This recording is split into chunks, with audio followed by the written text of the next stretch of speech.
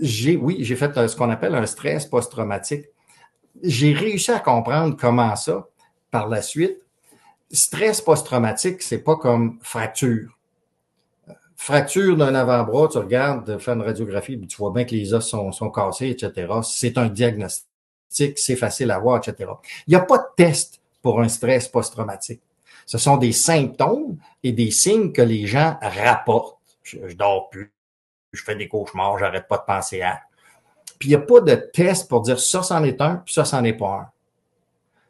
Il a fallu qu'un groupe de psychiatres dans les années 80-90 se réunissent. C'est l'American Psychiatric Association. Donc, ce sont les Américains qui... ils l'ont tué à faire, les Américains. Non, j'aime bien Elvis. Mais il a fallu qu'ils se réunissent ensemble et qu'ils définissent des critères pour donner un diagnostic de stress post-traumatique. Maintenant, dans ces critères-là, ben moi, j'en remplissais pas mal. Mais j'ai pas eu de trauma spécifique là-bas. Je peux en parler, j'ai Mais pas ça se eu une... peut-tu que là-bas, t'étais comme dans l'adrénaline, dans Oh oui, l'action, puis vraiment beaucoup, puis que là, rendu ici, absolument. chez toi, avec ton épouse, dans ton environnement, c'est là que ça a fait « Hey, je viens de vivre ça, moi! » Tu sais, y a-tu eu un moment où t'as réalisé tout ce que t'avais vécu? Ça a été graduel. Je suis revenu ici, puis je trouvais ça bizarre, les nouvelles. Je n'étais pas capable d'écouter les nouvelles. De quoi ils se plaignent, eux autres? Mais ils sont bien plaignards, ils sont bien moumounes. Je suis encore comme ça. Ils sont bien pâte molle. Arrêtez de brailler pour rien. Trouvez-vous quelque chose à faire. Get a life. Alors, il y a eu ça. Il y a eu le fait que je me sentais mieux avec les gens comme moi qu'avec les autres, les civils. Ça m'a pris une couple d'années avant de retomber sur mes pattes. Un Genre jour, que tu savais que vous vous compreniez, là. Tu sais, vous oui, regardiez puis vous compreniez. oui, pas besoin de parler, on se comprenait. Euh, la première chose qu'on m'a demandé quand je suis débarqué de l'avion, j'avais perdu, je pense, une quinzaine de kilos et je toussais, je toussais, je toussais. La première chose qu'on m'a demandé quand je suis débarqué de l'avion, c'est combien tu veux de congé? Je veux pas de congé, je veux être avec ma gang. Je veux pas rester à la maison à me morfondre, moi je veux être avec ma gang. Euh, C'est ce que et tu as fait. on a fini par comprendre que ce qui donne les symptômes et Oui. la malfonction cérébrale, parce que c'est une malfonction cérébrale, on a identifié là, sur de l'imagerie quelles parties du cerveau qui fonctionnent pas, qui sont handicapées. Et on s'est aperçu que c'était trop d'adrénaline et trop de cortisol, qui sont des hormones qu'on sécrète quand on est stressé. Le cortisol quand on a un stress chronique, l'adrénaline quand on a un stress aigu.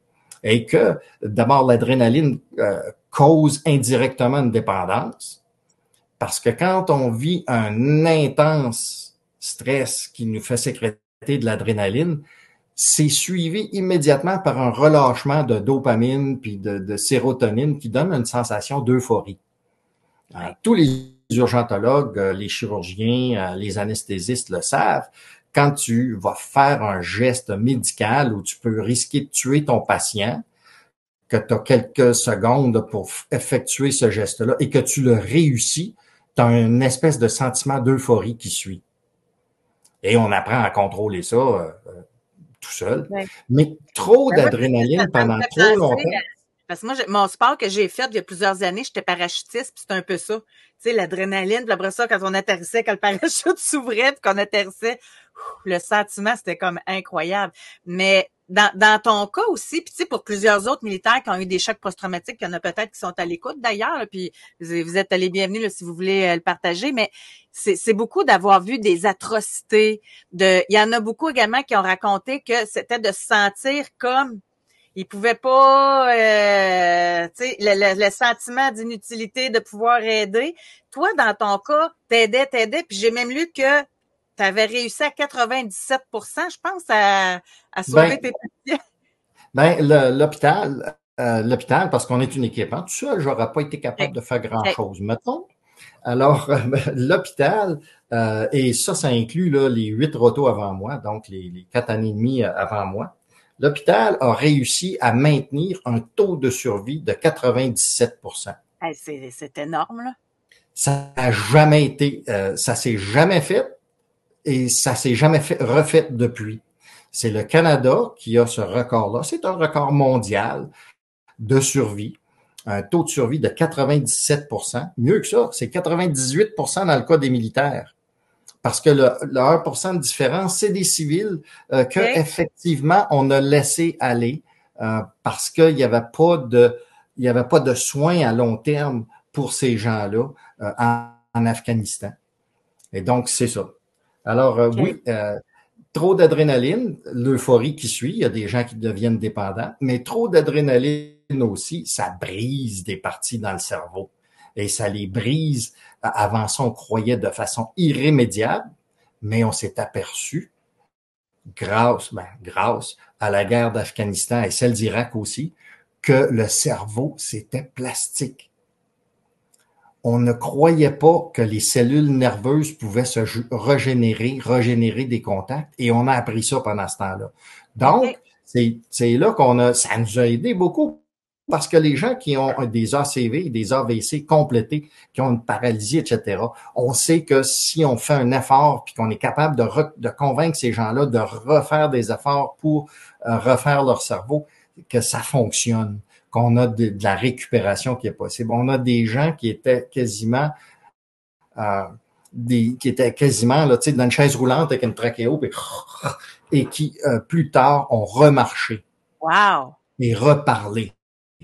Alors, on s'est aperçu de ça. Ça a été un des bienfaits des avancées médicales qu'on a fait. Mais au départ, quand même, tu sais, là, t'en parles, choc post-traumatique, etc. Mais au départ, comme médecin, tu devais se dire, ben voyons donc, moi, je peux pas avoir ça, là. Il y a dû y avoir un déni quand même. Je reviens à ta question initiale, oui, que j'ai détournée, là, excuse-moi, José. Il y a ce qu'on appelle une blessure morale. Là, je suis pas psychologue. Un urgentologue, c'est pas bien fort en psychologie. On a les patients qu'on garde et les patients qu'on met dehors. Ça, c'est nos urgences psychiatriques. Je fais des jokes, là, mais les psychologues sont arrivés avec la notion de blessure morale. Ce que tu disais, des enfants qui sont blessés, des enfants qui sont violés devant toi, puis tu peux pas intervenir à cause des maudites règles des Nations Unies. Oui. Je l'ai eu facile, moi, puis nous autres, on l'a eu facile en Afghanistan comparé aux gens qui étaient d'un casque bleu en Yougoslavie, là, puis qui étaient poignés les deux mains attachées à regarder se passer des atrocités sans pouvoir intervenir. Ça te fait des méchantes blessures morales.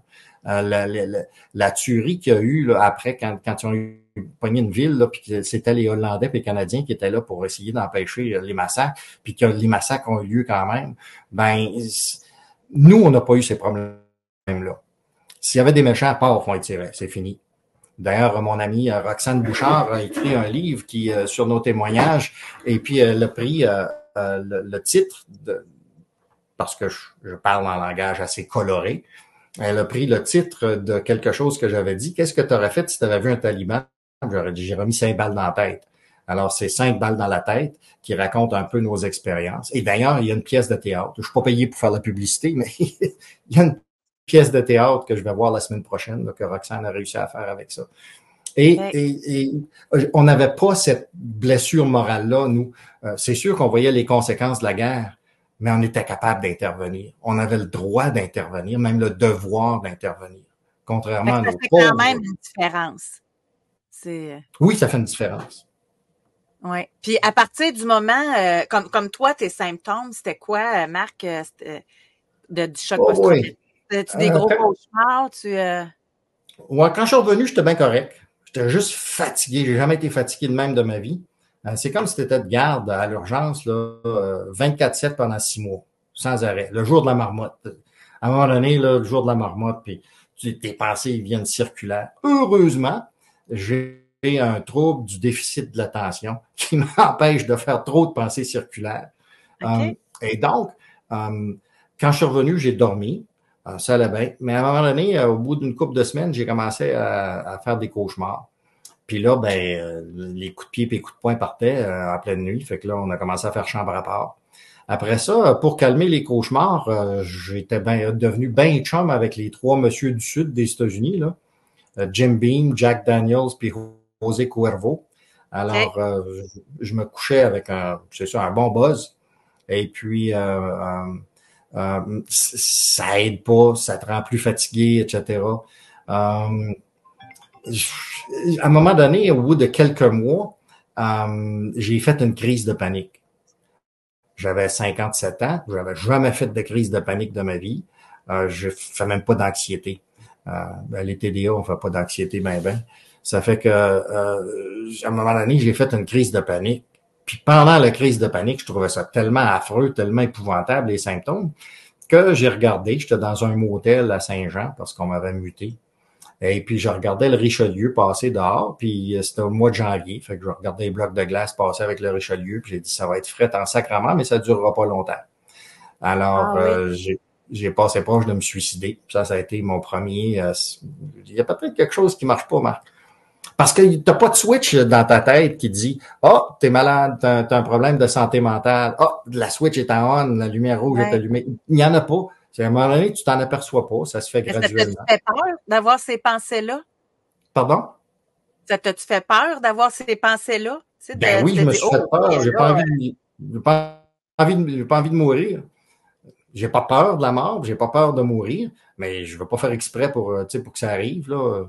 Fait que, oui. Fait que là, ils m'ont donné des pilules, puis je voulais pas accepter le diagnostic de syndrome de stress post-traumatique parce que j'avais pas eu de traumatisme émotif. J'ai été un urgentologue toute ma vie.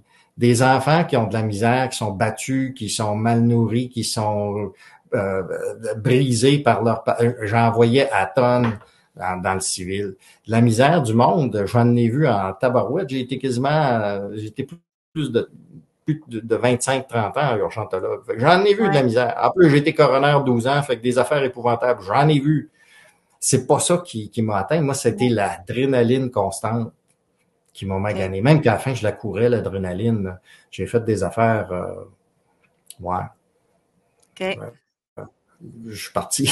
Quand j'ai su que mon hôpital était bien correct puis qu'il était en bonne main, je suis parti avec les boys puis je suis sorti. Alors, c'est ça. OK. Je courais après, oui. Tu cherchais, là, tu courais après ce feeling-là, après l'adrénaline, là. Oui, je cherchais le trouble. OK. Puis, à partir du moment que tu étais diagnostiqué par rapport à aujourd'hui, comment tu vas? Beaucoup mieux. C'est vrai que le cerveau est plastique. C'est vrai qu'on est capable de changer notre façon de faire, notre façon de penser. Mais ça prend du travail, il y a de l'effort à faire. Puis il faut être honnête. Il faut être honnête avec soi-même, puis il faut regarder les choses. Une chose, il y a toujours deux façons de faire face à des choses, c'est de regarder les faits. Bon, les faits sont là, sont incontrovertibles, c'est ça le problème, puis c'est ce qu'il faut régler. Puis tu as l'émotion. Il y a des gens qui commencent par l'émotion puis essaient d'arranger les faits pour que ça fitte. C'est pas tellement mon genre. Dauphin t'a écrit 45 pages pour essayer de me prouver que tu arrives à telle conclusion, sauf que tes faits sont pas corrects. Oh ouais? Attends un peu. Ah ben, tabarouette, t'as raison. Je viens de perdre 45 pages. Ouais. Contrairement à Simoneau, t'as écrit 45 pages pour prouver ta théorie, puis tes faits sont pas corrects. C'est les faits qui sont pas corrects. Ben là, fake news.